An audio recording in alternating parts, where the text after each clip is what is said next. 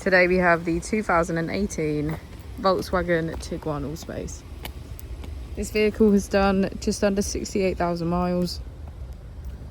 It has an automatic transmission and a petrol fuel type.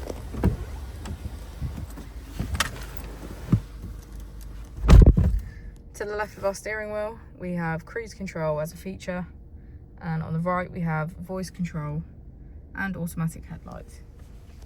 Moving on to our screen, we can access radio, media, smartphone integration and voice control.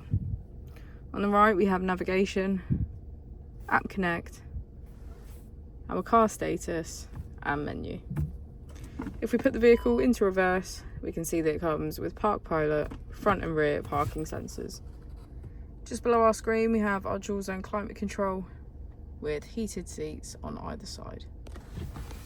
As we go into the back of the vehicle, we can see that we have 7 seats in total, all of which have a black leather trim, and get a good view of our panoramic roof.